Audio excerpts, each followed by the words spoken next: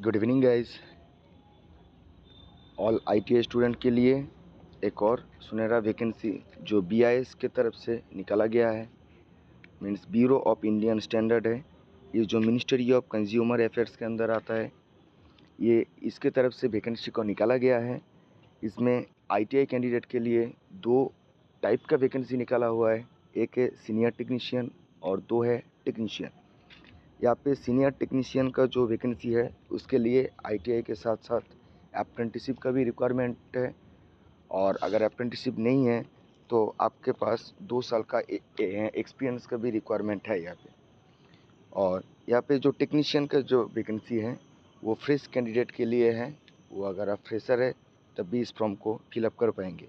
यहाँ पे आप देख सकते हैं जो सीनियर टेक्नीशियन का वैकेंसी है उसमें आईटीआई में carpenter, welder, plumber, fitter, electrician और वायरमैन, ये 5-6 ट्रेडों को मौका दिया गया है इस फॉर्म को फिलअप करने के लिए।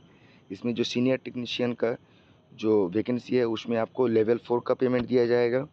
उसमें जो नंबर ऑफ़ वैकेंसी है, कारपेंटर के लिए टोटल 7 वैकेंसी है, वेल्डर के लिए 1 वैकेंसी है, प्लम्बर के लिए 2 वैकेंसी है, फिटर के लिए 5 वैकेंसी है और इलेक्ट्रिशियन के लिए 3 वैकेंसी है। और जो टेक्नीशियन जो फ्रेशर कैंडिडेट है उसके लिए बस 1 ही वैकेंसी है, उसको लेवल 2 का पेमेंट दिया जाएगा एज़ पर सेंट्रल रूल्स। और इसमें जो एजुकेशनल क्वालिफ़िकेशन जो रिक्वायरमेंट है मैं वो आपको दिखाता हूँ। जो सीनियर टेक्नीशियन है उसमें आप देख सकते हैं मैट्रिकुलेशन है, उसके बाद आईटीआई सर्टिफिकेट आप लोगों के पास होना चाहिए, उसके बाद आपके पास 2 साल का एक्सपीरियंस रहना चाहिए, तभी जाके आप ये सीनियर टेक्नीशियन का जो पोस्ट है उसके लिए अप्लाई कर पाएंगे।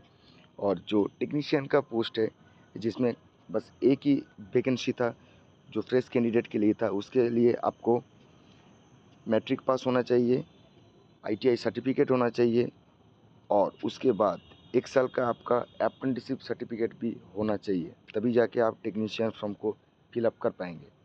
अभी बात आता है सिलेक्शन प्रोसेस, इसका एग्ज़ाम कैसे होगा, इसका सिलेक्शन कैसे होगा, तो आइए उस बारे में बात करते हैं। ये जो टेक्नीशियन और सीनियर टेक्नीशियन का जो वैकेंसी है उसके लिए एग्ज़ाम दोनों का सेम रहेगा। उसमें टोटल 150 नंबर ऑफ़ क्वेश्चन का एग्ज़ाम होगा। उसमें से जो जनरल इंटेलिजेंस एंड रीजनिंग है वो रहेगा 50 क्वेश्चन। वो एक क्वेश्चन 1 मार्क का रहेगा, टोटल 50 मार्क का रहेगा।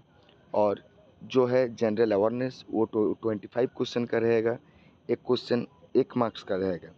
उसके बाद है इंग्लिश, जनरल इंग्लिश, वो रहेगा 25 क्वेश्चन रहेगा, 25 क्वेश्चन 25 मार्क्स का है। और बाकी जो अपना अपना डिसिप्लिन है, जो जिसका जो ट्रेड है वो ट्रेड से क्वेश्चन आएगा 50, नंबर ऑफ़ क्वेश्चन है 50 और नंबर ऑफ़ मार्क्स भी है 50। मतलब एक क्वेश्चन के लिए X मार्क्स यहाँ पे जारी किया हुआ है। मतलब आपका टोटल नंबर ऑफ़ क्वेश्चन रहेगा 150 और टाइम जो ड्यूरेशन है वो दिया गया है 2 घंटा, मतलब 120 मिनट का टाइम यहाँ पे दिया गया है। यही है क्वेश्चन का पैटर्न, जो सिलेबस है ये है। उसके बाद अब अगर आप सिलेक्शन हो गया तो आपको 1:3 रेशियो में स्किल टेस्ट के लिए बुलाया जाएगा। उसके बाद अगर आप सिलेक्शन हो गए तो मेडिकल डीबी जो आगे का प्रोसेस है वो कंटिन्यू होगा। तो आप ये पीडीएफ को थोड़ा और अच्छे से पढ़ लीजिए, और जो आईटीआई के बाद 2 साल का एक्सपीरियंस कर लिए है वो ये फॉर्म को फिलअप कर ले। आप लोगों के लिए ये सुनहरा मौका है। ओके, आप पीडीएफ को अच्छे से रीड कीजिए, उसके बाद ही अप्लाई कीजिए। अगर आपका ये सब क्वालिफ़िकेशन मैच कर रहा है तभी जाके आप ये फॉर्म को फिलअप करें। Thank you.